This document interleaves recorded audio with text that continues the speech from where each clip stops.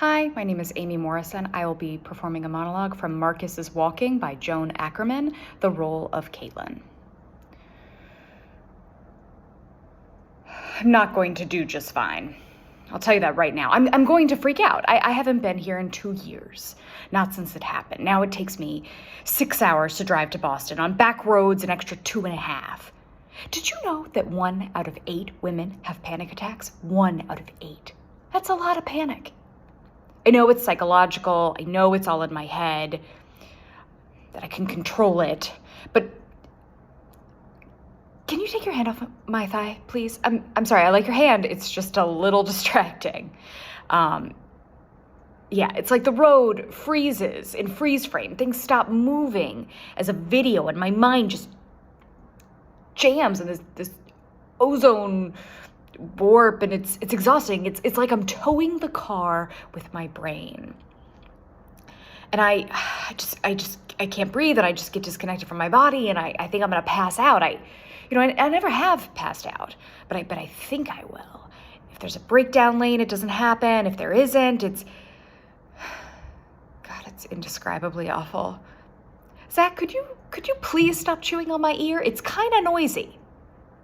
Maybe you can come by later. The weird thing is, I think I'm more afraid of the fear than I am of actually getting in a car crash. I'm not over it. You're going to have to take the wheel at some point.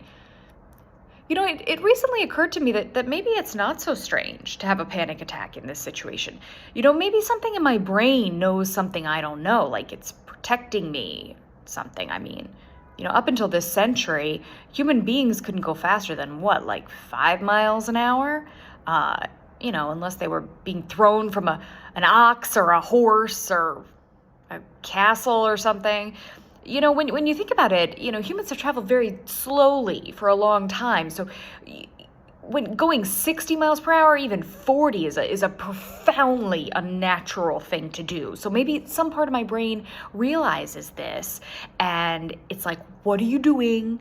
Get out of this tiny, shitty metal gum foil thing that any instant could send you hurtling out of it, among hundreds of other people, most of whom were idiots, most of whom kept Reagan in office for 8 years. So, it's just like these morons who are entrusted with these death machines just by virtue of having passed a multiple choice test that you can take over and over again until you pass.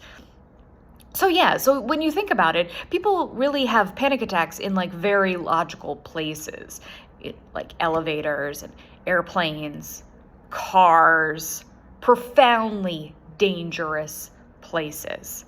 So maybe it's not panic. Maybe it's preservation of the species. It's common sense. It's saying, get your body out of here. This is a very, very stupid place for you to be. Thank you.